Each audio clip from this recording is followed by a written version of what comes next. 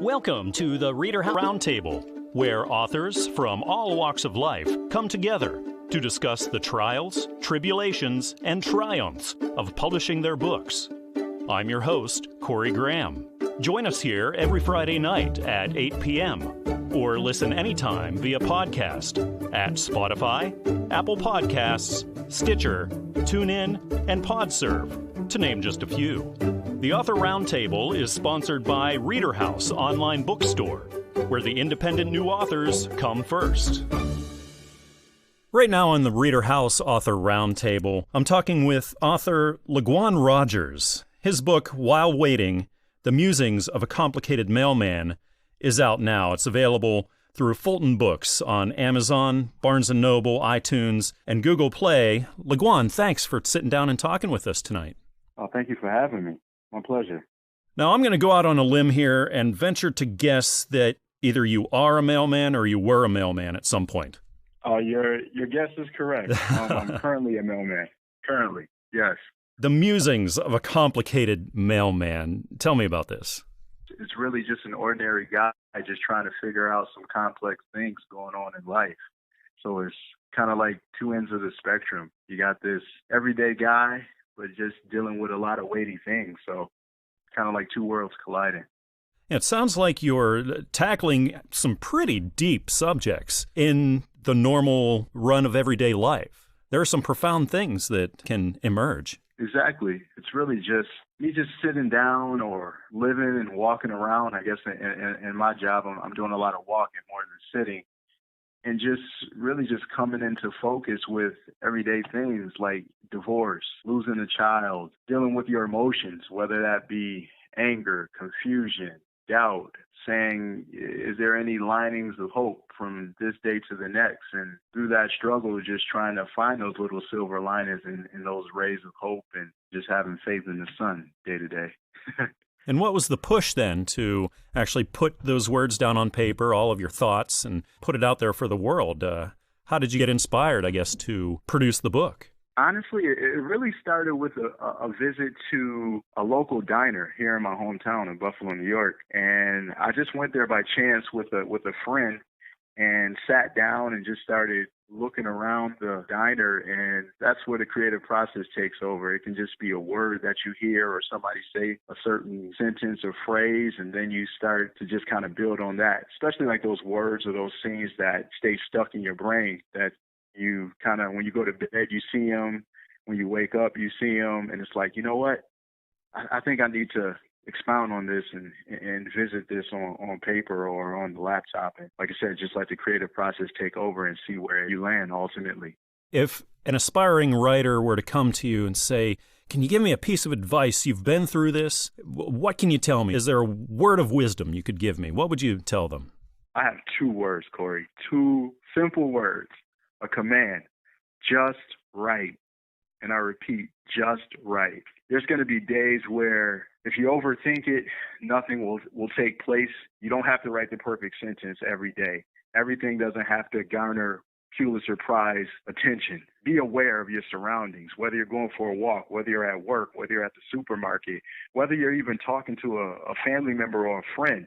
Just being keen and aware of what's going on around you, because that's what you are as a writer. You're really just recording the human experience and just trying to be nosy to nature, nosy in people's conversations, nosy to human behavior overall. And you're just really just trying to record other people's feelings and experiences while also trying to make sense of your own. So my biggest advice would just to be just right. Just start. Don't try to be perfect.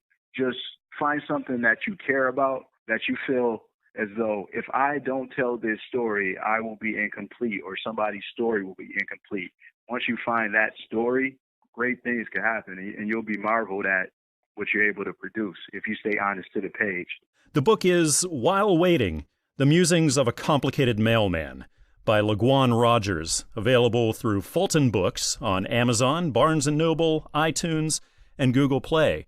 LaGuan, thank you so much for your time today. It was great talking about your work, meeting you. Thank you. Thank you for having me. My pleasure.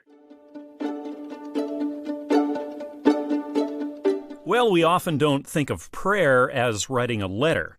But in her book, Letters to My Lord, Gwen Hamel Yost explores that. Gwen, thank you for talking with us today here on the ReaderHouse Author Roundtable. Thank you for having me. Letters to My Lord. Tell me about the book. It is a daily devotional with individual prayers written day by day. It's a leap year, so there are 366 in there today. I get up every morning and say hi to God, and it's the thought that comes to my mind, and my prayer goes with it. Sounds like you're taking a more conversational approach to prayer, so it sounds like this is really pouring out of your heart to God. Absolutely. I read a couple of devotionals, or I might read a verse or two out of the Bible as I get started, and something hits my heart and my brain, and my heart just pours out then in my writing. So what inspired you to write this?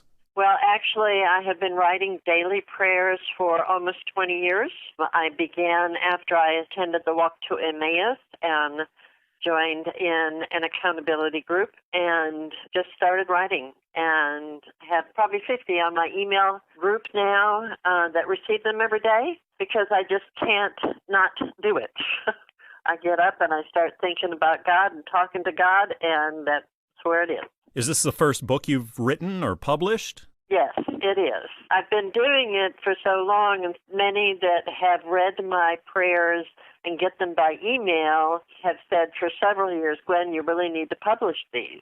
And I finally got pushed to the point of doing it. And how does it feel now that it's out there for people? It feels wonderful. I'm excited about people being able to read them, and I get comments back saying, wow, that hit me today, or whatever. And it's a joy to know that I am bringing some joy to others on a daily basis. So what kinds of people do you think would gravitate towards this kind of daily devotional? I would think that anybody that has a relationship with God or wants a relationship with God, and to be able to be inspired and sort of listen to their hearts, basically Christians who trust in Jesus and God and want to be uplifted. Are you thinking about maybe a sequel, maybe putting out more of these? Well, possibly. I have thought about it. There was 1 year that rather than reading as much on inspirational things, I picked a topic of the day. When, it might have been grief, it might have been joy, it might have been passion, it might have been whatever. And I prayed about that particular thing that had come to my mind. And so rather than have a specific day devotional like this one is, I would do it more of a topical with a sort of an index maybe that says, okay, if you're worrying today, go read this one. Or if you've just lost somebody, go read this one.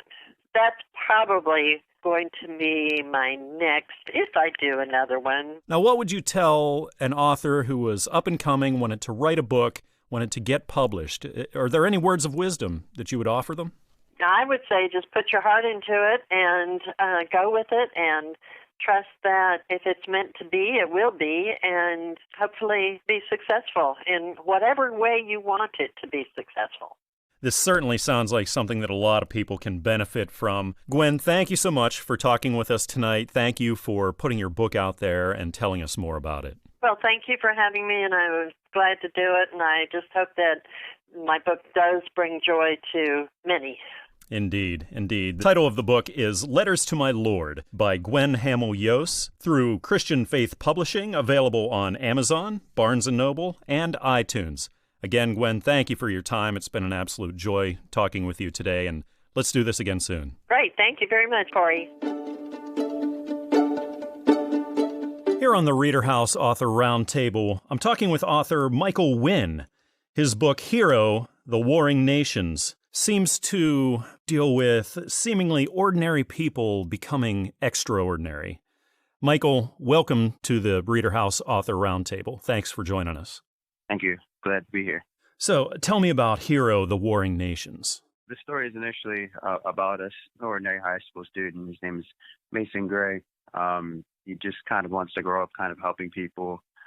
And then in the middle of it, in his quest to get more power, he ends up in a whole other world where he kind of gets his morality challenged and challenges him to be a little better, he needs to know, what can I do to get stronger? And he fights the question, should I return back home or should I stay in this new world where I've gained this power? What inspired you to write this? Growing up, I've always watched like a lot of different anime and video games and learned a lot of lessons with them. And I've always wanted to kind of make my own story that kind of help inspire others. This book is just the first one out of a future series I hope to make out of it. Is this your first book? Yes, it is. So what was this process like, going through the whole writing and publishing process for the first time? It was definitely a journey and a learning experience. I've learned so much between writing it, between talking with others, getting different beta reader input, working with the publishing company. It's definitely been a lot of fun. I would really just encourage anyone who's looking to write and do their own story to kind of do the same thing. Just try to figure out what you want to write about and just go ahead and write and try to put it out there. How's it feel now to have gone through all this work and now your book's out there for the world to read and it's on shelves and people are getting it? How's that feel? It's definitely a little nerve-wracking at once for a bit because it's like you're kind of like a piece of yourself out there, but it's exciting. I definitely want to share a story for the world to hear, and I really hope you like it. It's an exciting challenge, and I can't wait to move on to the next one.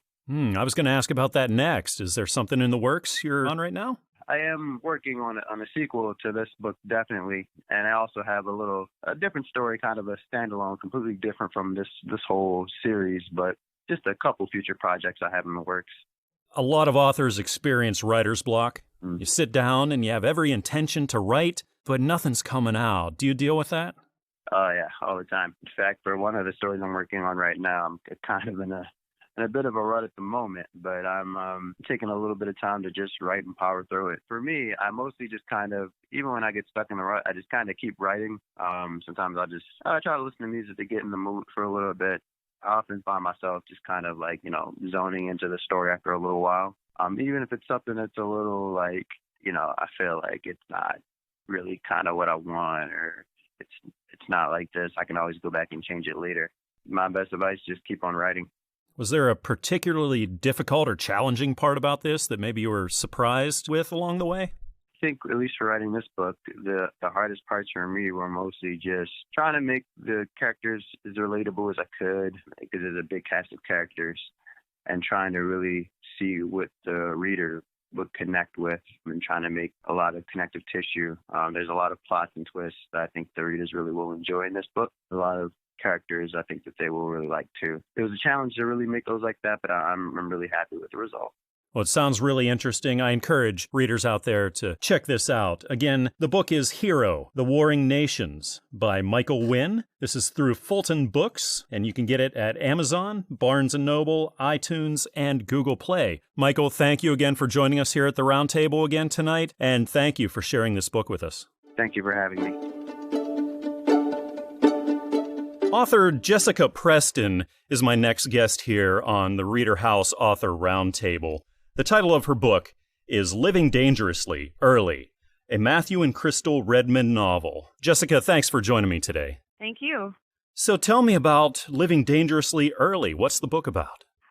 It's about a married couple who have been hired by the CIA to investigate a crooked casino owner.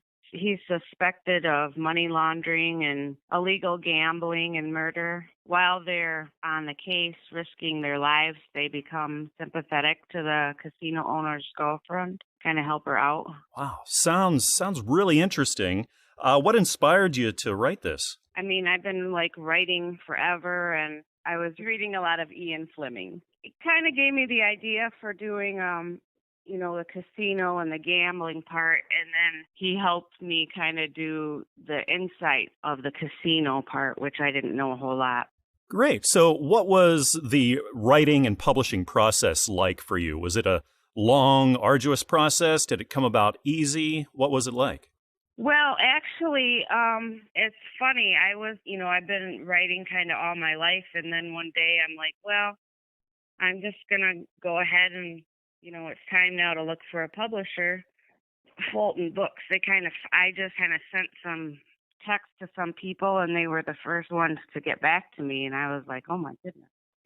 Is this your first book? Have you written anything before? This is my first published book. Yeah, I've been writing a lot of mysteries, and I tried some non-mysteries, and then, so yeah, this is my first published mystery book, so. Oh, congratulations. Congratulations. Thank you. It's a big accomplishment. How does it feel to be published for the first time? Oh my goodness, I was so excited. When I first found out that it was really happening, I was just like singing and dancing around the house. I'm like, oh man.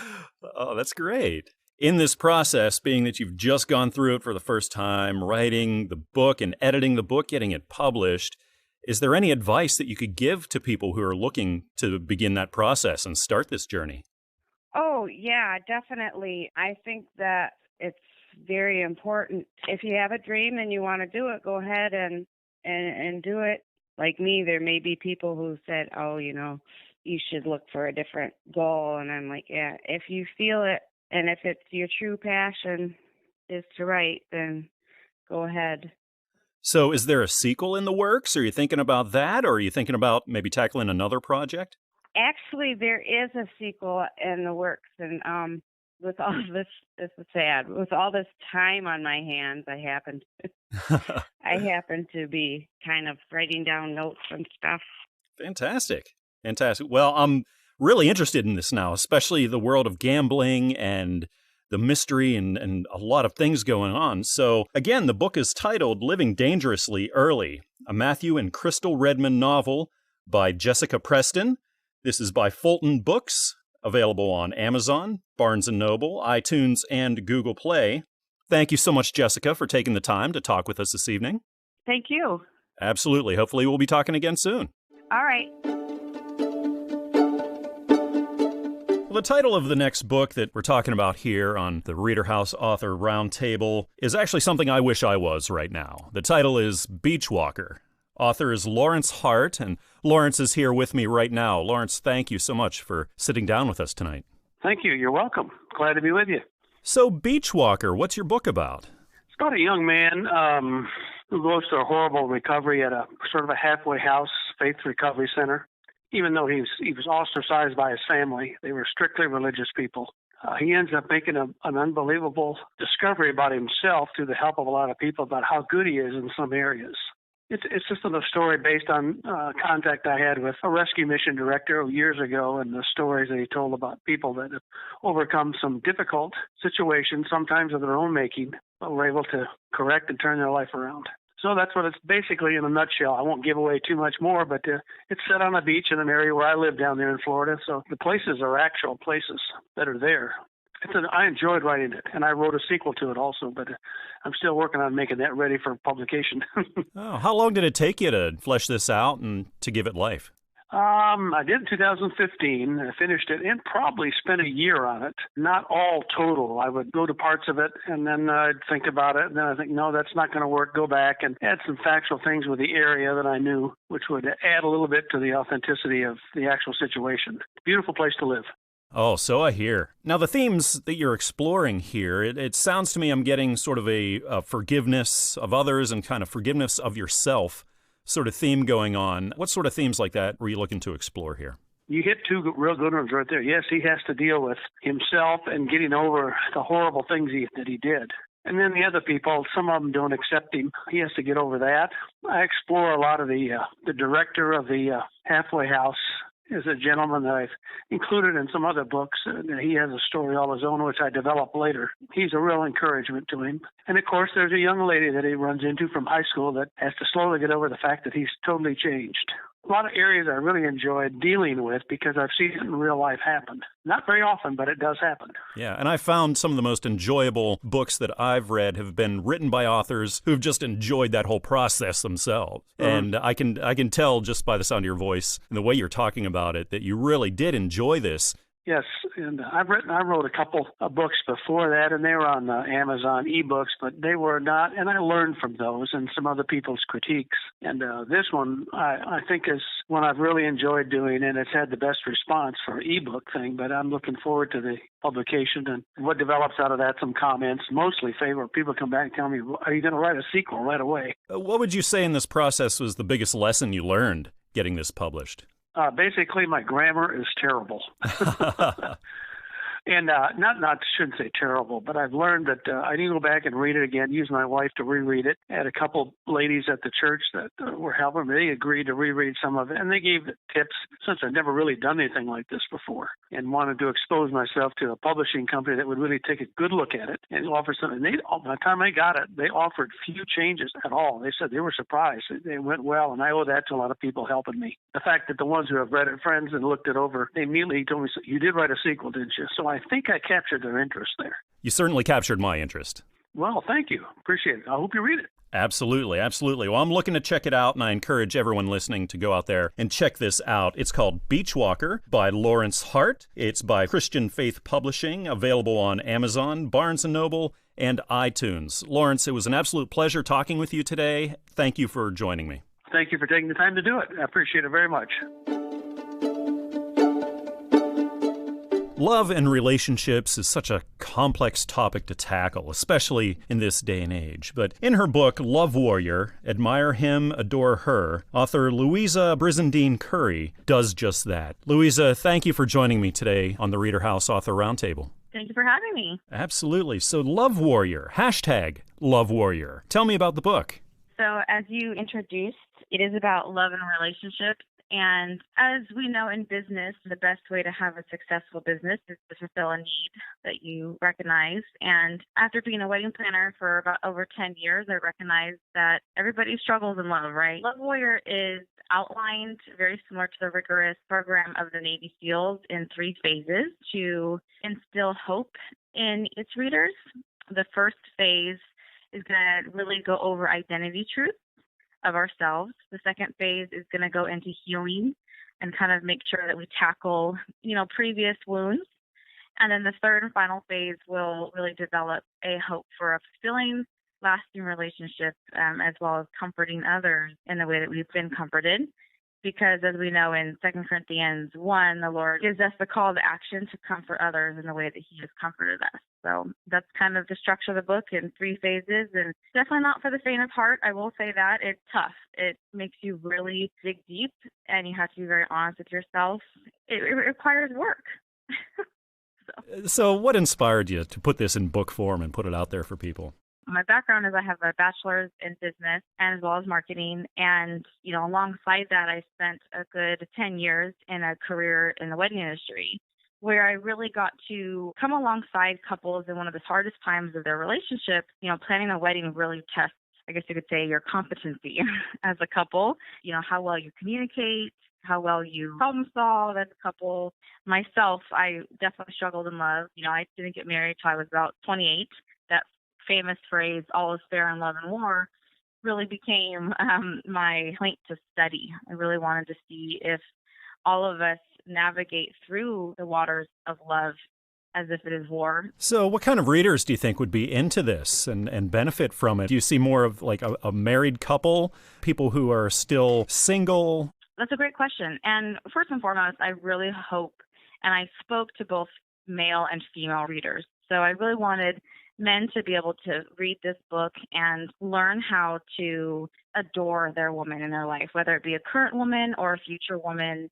I really wanted them to learn how to essentially love, because as a woman, we really want love, right? We seek that. And that sense of adoration is very important to us. And for men, they really want respect. So I really wanted the female readers to learn how to admire their man, and showcase in the relationship this sense of respect. So both male and female readers, definitely for the single as well as the married, as well as the brokenhearted. So across the board, this should help everybody because, the reality is we all have an identity, right? Whether we're in a current relationship or not, we have an identity within ourselves. And I really wanted our readers to really grow in their identity in Christ during this journey where they are really challenged to really ask themselves, what type of romantic relationship did the Lord want me to have? Is it something similar to the structure that I have with Him in my love story with Him? What have I done in the past that is on board with that? There's an awesome piece in there about a fulfilling relationship and just kind of enjoying the journey and stages of a fulfilling relationship.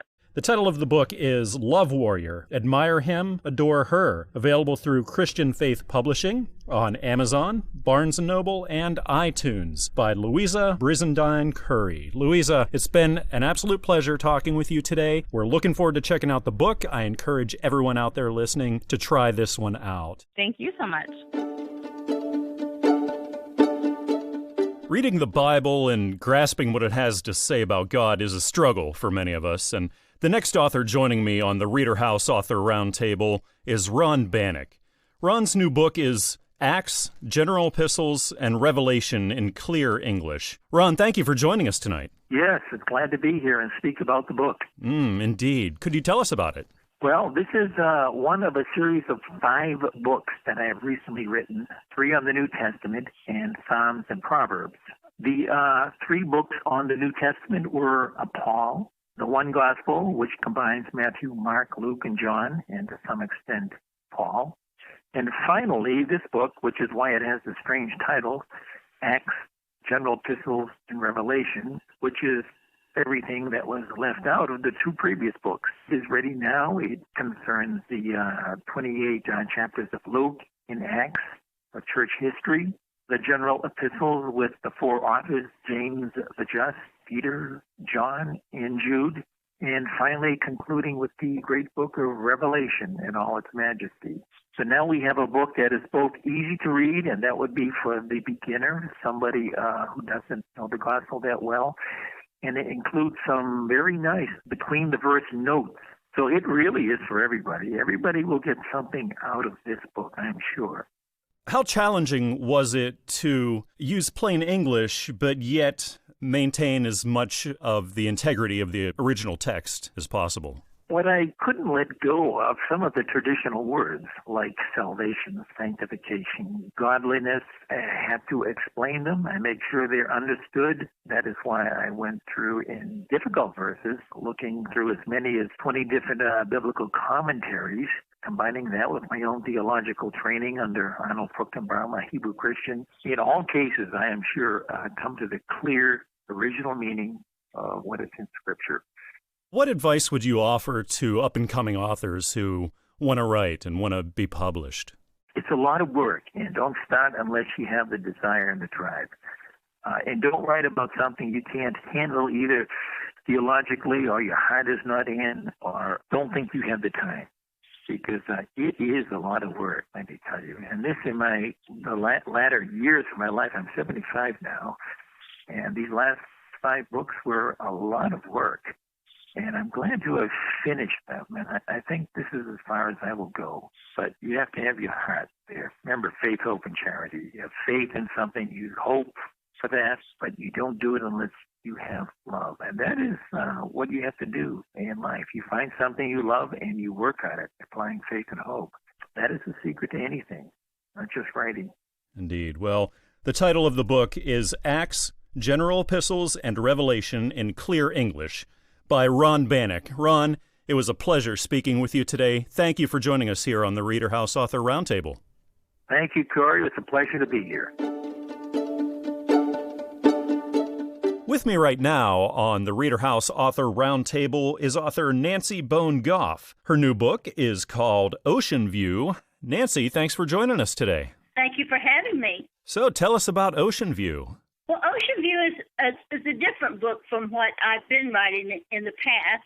I got the idea one morning when we were in Panama City Beach, Florida, and I was sitting out on the balcony, and it was very early in the morning. I was having a cup of coffee, and I started watching these people coming down the beach and the different people picking up seashells, and some were out fishing and just different things. And as it began to fill up, I noticed all the different people and came across this idea for the book. It starts out basically with this woman, Clara Sue Carpenter, sitting on the balcony of her condominium watching people go by. She's there to celebrate she and her husband's 40th wedding anniversary, but unfortunately he's had a stroke, and so she's been taking care of him for 10 years, 24/7. Unfortunately, he's not a very easy man to get along with. She goes out by herself and leaves him there by himself, She meets this gentleman. They enjoy their margaritas, and they enjoy dancing together. When the night's over, she gets in her car and goes on her way. And not until the next morning, when she sees on the news Michael Morgan, who is the man that she was dancing with all night last night, was found murdered in the parking lot of the Sapphire Club. And she's the prime suspect. So how long did it take you to write this book? A year or longer, because I started it and then, life happens. The company that had published my first 5 books went belly up. And so there I was just kind of being like, well, why am I doing this? I guess as a writer, you just simply, you have to write. I'm retired. I was a cosmetologist for 30-something years, owned my own business. And after that, went on the road and did some singing and helped build a music park. And I've had an interesting life. But once I became disabled, I had to figure out something to do with myself. And so writing seemed to be something that I had wanted to do since I was a kid. And writing is certainly one of the best things that anybody can do out there. Absolutely. So, people wise will tell choice. me all the time, I've always wanted to write a book, and I always say to them, everyone has a book inside them. They just have to put it on paper. Exactly. So when you're giving advice to new authors and people coming up, would that be your number one piece of advice? Yes. Disciplining yourself is one of the biggest things. That's the hardest thing I find. Now, when I first started writing, I was writing for a magazine that's published here in Alabama, Down Home Magazine. The publisher would send me a picture that was going to be on the front of the magazine, and these artists that he picked out for these beautiful pictures that were outstanding.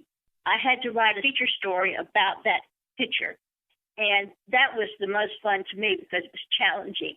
And so I wrote for him for 5 years and ended up having to write under several pen names because he said the magazine was starting to look like a Nancy Goff book.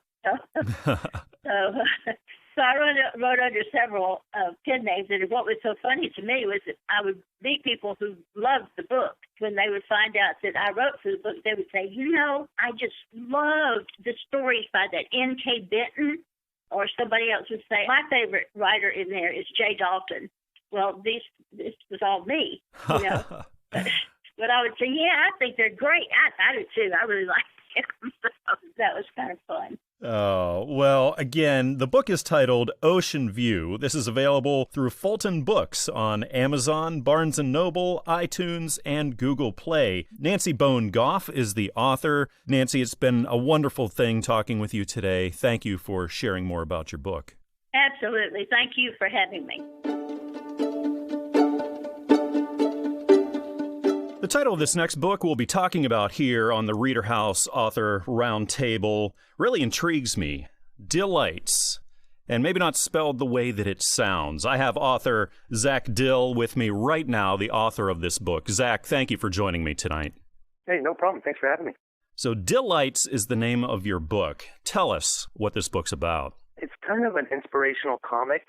Kind of be funny, but kind of thoughtful. It's got lots of smiley faces. It's kind of trying to produce some happy brain chemicals for people. Somewhat therapeutic, but definitely just a comic in the end. What inspired you to write this? I just started writing my thoughts, and then whenever I would sign books, I put a happy face, kind of just to give a little good vibe. And then I thought, let me put my happy face saying these thoughts. And then I showed a few people, and they really liked it, and they said, they could see it in the funny pages and stuff. And they said, you should produce this. Publish this and put it out. And so I went ahead and showed more people and did it and kept getting good response. And people kind of said it kind of got them high. Like they liked, whatever it did to their brain, the jokes and the deep thoughts and the happy faces. And so I thought, this is kind of therapeutic. And I work with individuals who have brain injuries, and I gave it to them, and they would say they really liked it. It made them feel good, and they would read it before they go to bed, so they have good vibes going to sleep. Wow! And so it kind of took off beyond me just sharing thoughts. So that's kind of where it went. Wow! I think the power of positivity is greatly underrated. Oh yeah, and it's so contagious as well. And I think that's what you're tapping into here. Yeah, and people like it. They want to, people want to feel good, and it's just not like positivity, but also with the humor, I don't know, it kind of takes it to a different level. I think it just has a good combination of elements. Absolutely. It sounds really, really fun. Yeah. So what was the process like for this? Talked about writing the book, but actually going and getting it published. How did you decide that you wanted to put this out there for people? And then what was that process like for you? I was just getting good feedback from people close to me. And I had published books called Mind Albums, and they're kind of brain exercise books, again, for anybody, but individuals who have brain injuries too. This was kind of just another thing where I'm trying to, help people make the world a better place kind of thing. I sent it to my publisher, and they liked it. They were, interested in publishing it, and I never got any negative blowback. Everyone seemed to think it was funny, it was positive, and they even liked the happy faces, which I don't consider myself an artist, but it works good with those thoughts that I was sharing. So it all just kind of came together and felt really right. So I never even doubted it or looked back. It sounds like you made yourself happy with it as well. I can tell just how you're talking right now. You seem very positive, very happy, very energetic, just thinking about the book and the process of writing it and people enjoying it and benefiting from it. Oh, yeah. I'll use it on myself. Like if I'm not in a great mood, I'll just open up a couple pages and immediately with the happy faces and I'm smiling. It's got a real immediate effect. And that's kind of why I put it out there, because it did that for me. And then other people said, yeah, this kind of gets me high. It changes my mood. And I'm like, oh, well, this is great. And so I'm going to keep writing these and, do what I can because, again, a positive effect on the world. I don't know what's better than that. That is certainly something that we need right now in this world. There's so much going on around us. This, again, is Delights by Zack Dill, available via Fulton Books on Amazon, Barnes & Noble, iTunes, and Google Play. Zack, I got to thank you for talking with me about this book. You got me really pumped about it now. I want to check this out. Oh, awesome. Thank you, man. Much appreciated. Well, here right now on the ReaderHouse Author Roundtable, I'm talking about coming out of adversity to find hope. I think we all love those stories. And the author right now who's here with me is Myrna Callison. Her book is called In His Arms, available through Christian Faith Publishing. Myrna, thank you for talking with us tonight at the Roundtable. Mm-hmm. So tell me about In His Arms. What's this book about? How he helped me through many rough times, and he gave me many beautiful memories. So being such a personal book and going through so much adversity, I read the description of the book, and I couldn't believe a lot of what you've been through and then had the courage to tell about and to put it out there for the world. So was this a hard book for you to write? No, not at all. I wanted it. I wanted to share what happened and how the Lord has brought me through all these things. And so I'm hoping they will appreciate the title of it. Absolutely. So how long did this take you to write? About a year and a half, because I was kind of reluctant a couple of times. I felt like, hey, I don't have the education, but I finally kept going. The Lord kept urging me to keep going. Was there a specific push that kind of said, okay, I'm really going to get down and do this? Was there a person in your life maybe, or just maybe a thought that you had? No, it was definitely the Lord pushing me. But I have a friend, Teresa, that's a writer. She said, yeah, you've got some interesting articles there you could talk about. Is this your first book? Yes. And I decided that at 81 years old, I doubt that I will write another book. But, I've got a few thoughts in my head. So if I can get my printer to work, I might do that again. Wow. Well, I encourage you to do so. This sounds like a great resource and a great inspiration for people. Thank you. Is there a specific group of people that you think would gravitate towards this? Did you have people in mind specifically who... No, I wanted everyone that needs the Lord to hear what he can do for them to help them. But I did also target special people like epileptics that I have, single parents that I had to go through. There's so many people out there that could use the Lord. So I would hope that this will touch some people, you know? Now, being that you've been through this process, you've written a book, you've had it edited, you've had it published, and now it's out there for the world to see. What advice could you give to authors who want to start that process? The most inspired writing I thought was, hey, go to school and get some journalism behind you, because I don't have. I said, you also need to listen to the Lord and let him talk to you through your heart. I think that makes a big difference in writing. If you were to write another book, you said you might not, but if you were to write, what kinds of things would you like to write about next? About the same thing, about what the Lord can do for people to help them. I have been given all kinds of advice, like I need to make it more mystery, romance, all that kind of stuff. I think, well, wait a minute, that's not of the Lord, all that crime, and who knows what I will, if I ever do write anymore. Well, we're looking forward to it if you do, and we certainly hope you do. Myrna, thank you so much for joining us at the round table here tonight. Again, Myrna's book is In His Arms through Christian Faith Publishing. It's available on Amazon, Barnes & Noble, and iTunes. Myrna Callison, it was an absolute pleasure speaking with you, meeting you, and learning more about your work. Oh, thanks a lot. Thanks a lot. Well, an inspiring story of trials and redemption is what I'm talking about with my next author here on the ReaderHouse Author Roundtable, author Roger Johnson, in his book, Weathering Storms, Flying Between Heaven and Hell. It's available now through Christian Faith Publishing on Amazon, Barnes & Noble, and iTunes. Talking with Roger right now. Roger, welcome to the Roundtable, and thank you for joining me. Oh, it's nice to be here. Thanks. Now, Weathering Storms sounds like an interesting read. Can you tell us about it? It actually started out 30 years ago as just a bunch of short stories about flying. My father was a military pilot and airline pilot, and I followed in his footsteps. What started out as a bunch of short stories became a memoir of my father's and my relationship. My dad was an alcoholic, extremely abusive early on to my mother, and then later in life to me as I got into high school.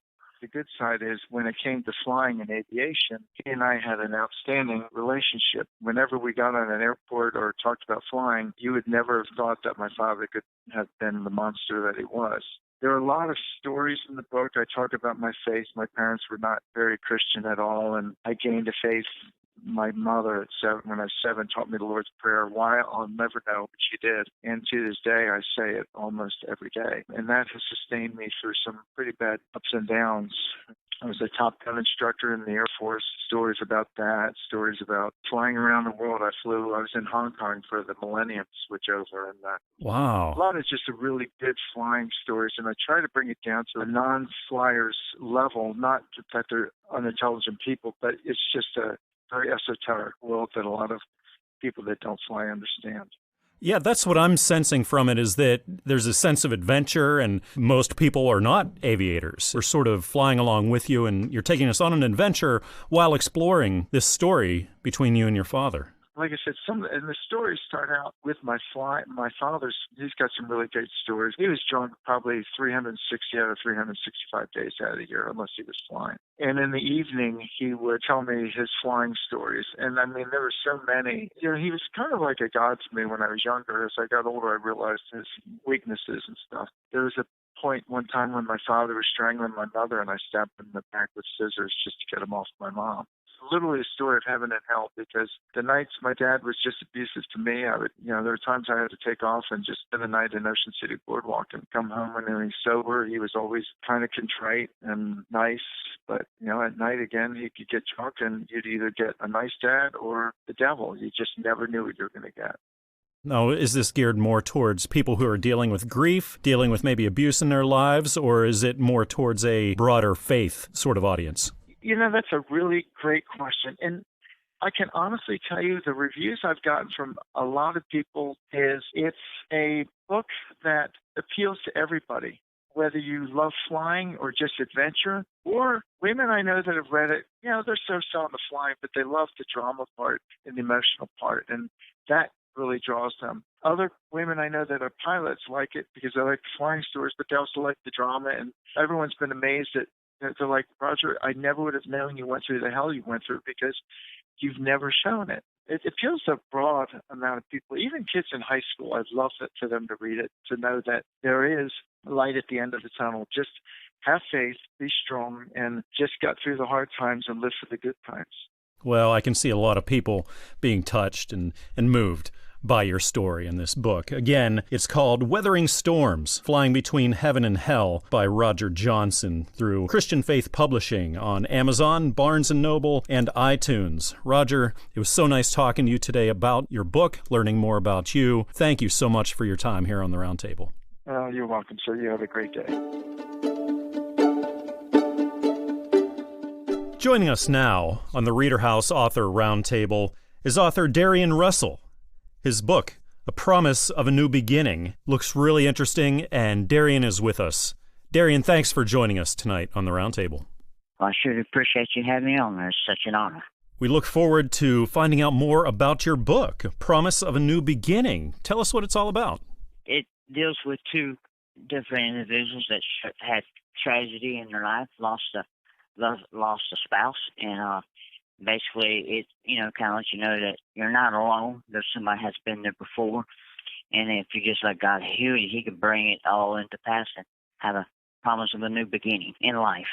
Wonderful. So what inspired you to write this? Well, some of the instances in there deals with a girl that has Crohn's, and it kind of come off of our life because our daughter has Crohn's. So the actual hospital scenes in the book that actually happened. Is this your first book? Have you written before? No, this is my first book, and it was just a dream of mine. So what would you say the main theme that you're exploring here in Promise of a New Beginning? The main thing is no matter what you're going through life, whether it's tragedy, whether, something in life that if you just let God help you, He can heal you and guide you and eventually take you through this. And like, a promise of a new beginning or a beginning of starting over if you just let God do it. Oh, so being your first book actually published, being out there for the world to see, to enjoy, to learn from, how does that feel? It feels amazing that a dream that actually came true, and I thank the Lord for opening the doors and opportunities for me. Pray that it continues on. So are there any words of wisdom that maybe you could offer aspiring writers? Yes, I would say to any new writers, just stay at it. Take your time. Be patient. Don't rush through it. Enjoy the journey through the processes of each step of it as you write and then the editing and all that. Just enjoy it. Don't rush it. That would be my advice, because I learned from my mistakes that rushing through it, trying to get it done, make it a dead time, you make a lot of mistakes. If you just enjoy it and be patient and go through the journey, that's it'll be a whole, as far as enjoyable. So how long did it take you to actually write this? For me, it took me about a year and a half. For me, if you rush through it, you're just trying to get it out there, and you're not taking time to maybe pray or let God give you some drop a word here or there. If you rush it, you miss the whole thing of why you're doing it. Now you lose focus. So what kind of readers do you think would benefit from this? Was there a certain group that you were looking to get this message to? Not really a certain group. Maybe older married couples. Maybe that life throws them a curve. I'm praying and hoping that it'll help whatever trial they might go through or whatever they are facing. It might not necessarily be such extreme, but it doesn't matter what you go through in life. If you just let God go through it with you and help you, that there's always a promise of a new horizon, a new beginning in every situation. If you just pray and step back and just trust God in the process of what you're going through. I encourage the listeners to seek this book out. It's called Promise of a New Beginning by Darien Russell. This is through Christian Faith Publishing and is available on Amazon, Barnes & Noble, and iTunes. Well, Darien, it was an absolute joy to speak with you today and to learn about your work. And hopefully we can do this again soon. Yes, sir. I thank you for having me on. We hope you enjoyed this edition of the ReaderHouse Author Roundtable, where authors from all walks of life come together to discuss the trials, tribulations, and triumphs of publishing their books.